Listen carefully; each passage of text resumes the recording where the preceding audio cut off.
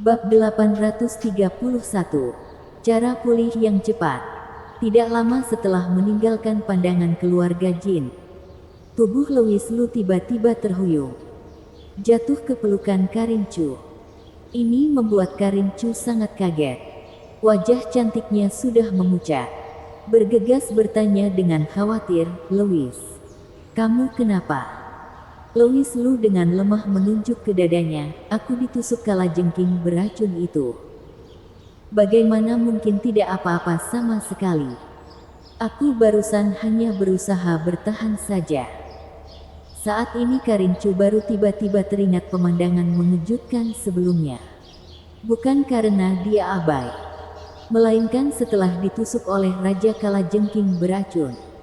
Louis Lu bersikap terlalu tenang.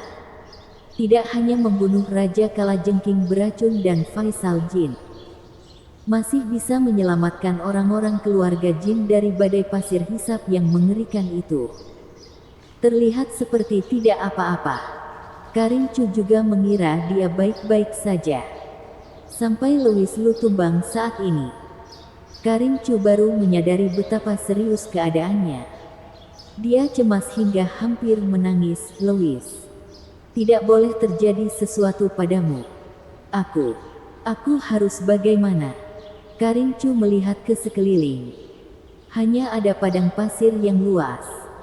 Dia sangat putus asa. "Jangan khawatir. Aku hanya kehabisan tenaga untuk sementara saja. Biarkan aku istirahat di pelukanmu sebentar. Seharusnya tidak akan ada masalah," kata Louis Lu menghibur. "Benarkah, Louis? Kamu jangan bicara. Berbaringlah dengan diam sebentar." Karin Chu tidak ragu sedikit pun. Duduk di padang pasir, menjaga kakinya tidak bergerak, berusaha keras membuat Louis Lu berbaring nyaman, agar Louis Lu tidak terkena debu pasir. Dia masih dengan perhatian menggunakan dadanya untuk sedikit menekan kepala Louis Lu, mencegah angin pasir bertiup ke wajah Louis Lu. Louis Lu menutup mata dan menikmatinya beberapa saat. Walaupun istri kakak kelima tidak besar, tapi aromanya sangat harum. "Kakak kelima, aku tiba-tiba teringat satu cara. Pasti bisa membuatku pulih lebih cepat." Setelah beberapa saat, Louis Lu membuka mata dan berkata, "Cara apa? Louis, kamu cepat beritahu aku." Begitu mendengar ada cara untuk pulih lebih cepat, Karin Chu langsung merespons dengan positif. "Panggil aku suami." Wajah Karin Chu kesal. Sudah lemah hingga seperti ini masih bercanda. Tidak melihat keadaan, Louis Lu menjelaskan dengan serius, "Sebenarnya seperti ini. Tidak tahu apakah si dada rata Taeko Tian itu pernah memberitahumu kalau tubuhku sedikit istimewa. Seharusnya pernah menyinggungnya." Karin Chu berpikir, tapi tidak yakin. "Baiklah kalau begitu. Sebenarnya tubuhku sedikit istimewa. Salah satu yang terlihat jelas adalah kemampuan pemulihanku jauh lebih kuat dari orang biasa. Ini berhubungan dengan energi darahku. Bila sirkulasi energi darah semakin cepat, kemampuan pulih tentu saja semakin kuat. Jadi bila kamu memanggilku ayah Cui, kalau kamu memanggilku suami, begitu aku bersemangat, energi darahku akan menjadi lebih kuat. Kecepatan mengalir semakin cepat, kemampuan pulih juga akan semakin kuat. Bukankah masuk akal?" "Memang masuk akal." Karin Chu mengangguk dengan sungguh-sungguh.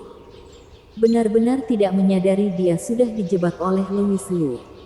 "Kalau begitu kamu teriakkan dengan keras."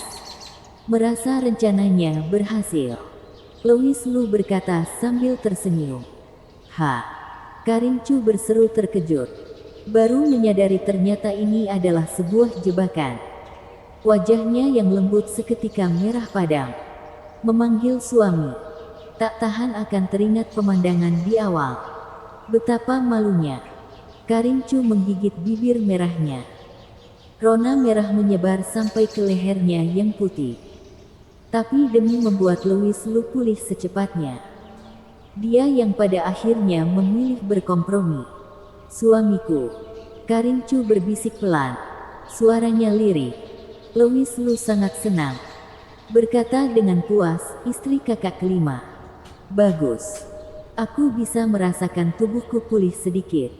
Kamu panggil lebih banyak lagi. Awalnya mengira sudah bisa memanggil pertama kali, maka seharusnya akan jauh lebih mudah memanggil lagi. Namun Karin Chu tidak bicara lagi, membuat rencana licik Louis Lu gagal. Ah, sudahlah. Bisa membuat kakak kelima yang pemalu memanggil suami saja sudah puas. Louis Lu baru berencana mengakhiri aktingnya. Tiba-tiba, bibir merah yang lembut dan membawa rasa basah yang manis membuat Louis Lu seketika terbelalak. Menatap wajah mungil cantik yang begitu dekat dengannya itu dengan terkejut. Ini. Karin Chu tak disangka menciumnya. Louis Lu bermimpi pun juga tidak akan menyangka kakak kelima akan berbuat seperti ini. Situasi sekarang seperti kembali ke awal. Darah Louis Lu bergejolak, refleks menguasai tubuhnya. Berbalik menekan kepala Karin Chu dan menciumnya keras. Sampai Karin Chu mengeluarkan seruan kesakitan. Dia baru menyadari dirinya terlalu kasar. Karin Chu mengambil kesempatan melepaskan diri.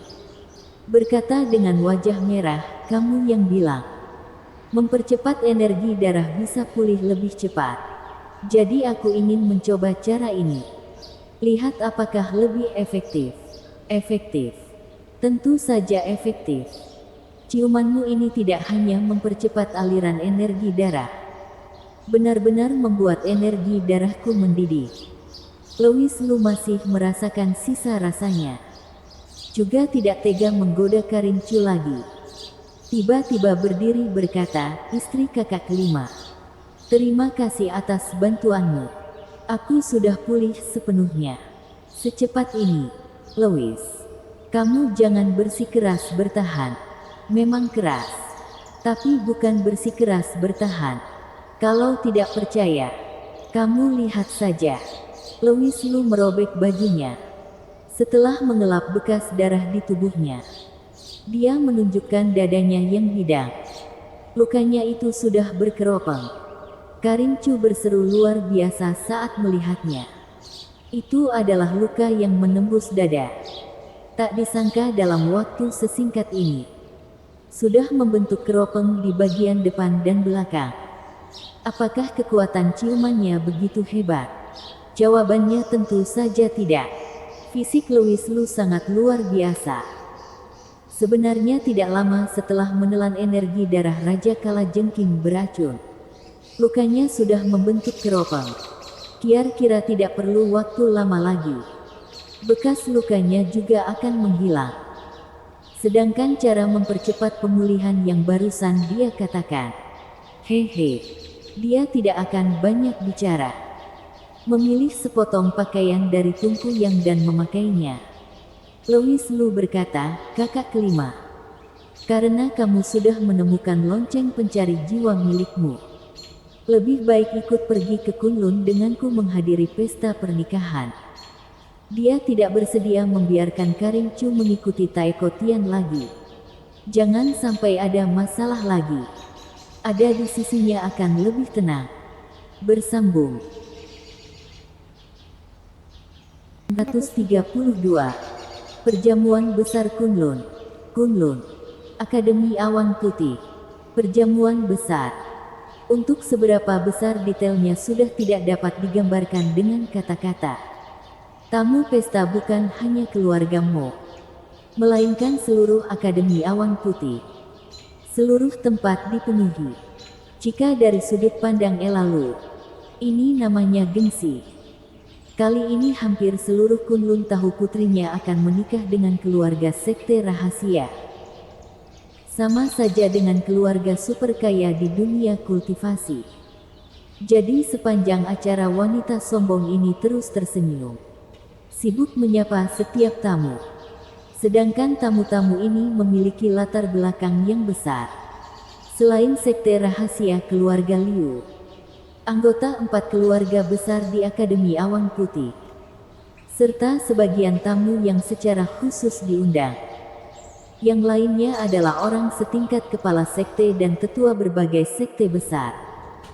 Dapat dilihat seberapa mengerikannya pesta ini.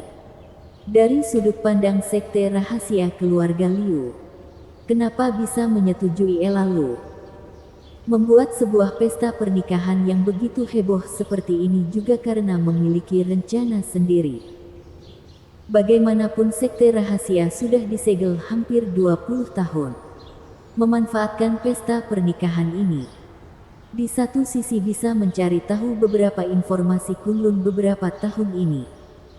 Di sisi lain, juga sisi yang paling penting adalah ingin mencari tahu apakah posisi penguasa mereka masih ada atau tidak. Hasilnya sangat memuaskan. Pesta pernikahan kali ini, selain beberapa keluarga sekte rahasia yang masih disegel itu, sekte kultivasi lainnya pada dasarnya sudah hadir. Bahkan beberapa monster tua tahap Gold Core Dzogchen yang mengasingkan diri itu menunjukkan diri. Tidak berani tidak memberi muka pada sekte rahasia. Di antaranya termasuk Dekan Akademi Awan Putih. Pesta pernikahan ini bisa dianggap sebagai suatu sinyal mengumumkan kembalinya sekte rahasia keluarga Liu. Topik pembicaraan di pesta ada sangat banyak. Semua orang mengobrol mulai dari pernikahan bisnis dua keluarga sampai penutupan Gunung Jiexing. Selanjutnya kembali membicarakan keadaan Kunlun akhir-akhir ini. Di antaranya adalah pewaris kesadaran Kaisar Qin yang terlahir di sekte dan yang beberapa waktu yang lalu. Tidak sedikit orang memberi ucapan selamat pada Girgigu, ketua sekte Danyak. Girgigu tentu saja gembira. Wajahnya penuh dengan senyum. Namun ucapan selamat ini masuk ke telinga Ella Lu. Dia tak tahan diam-diam mencibir. Pewaris kesadaran Kaisar Qin apanya? Sudah menjadi seorang tak berguna. Tidak tahu kalian sedang memberi selamat apa. Tidak tahu Girgigu masih bisa tersenyum berapa lama. Bila dibicarakan, orang tak berguna itu sepertinya hari ini tidak datang. Saat Ella Lu sedang menyapa para tamu, dia masih sengaja mencari ke sekeliling. Tidak melihat Louis Lu, dia merasa sedikit lega. Dia tahu putrinya selalu tidak gembira. Takut jika orang tak berguna itu datang akan membuat masalah. Kebetulan tidak datang. Saat ini, topik pembicaraan para tamu beralih ke sekte Kaisar Pedang. Bila dibandingkan dengan pewaris kesadaran Kaisar Qin, kemunculan pewaris Kaisar Pedang jauh lebih baik. Saat mengetahui sekte Kaisar Pedang berdiri kembali, ketua sekte yang baru adalah pewaris Kaisar Pedang. Seorang tetua keluarga Liu seketika sedikit tidak senang. Mendengus dingin berkata, "Roni Liao, ketua sekte kalian sungguh tidak memberi muka." Ketua keluarga Liu ini mungkin mabuk. Mengetahui ketua sekte Kaisar Pedang tidak ada di tempat, jelas tidak memberi muka pada keluarga Liu. Langsung menegur di tempat. Bersambung.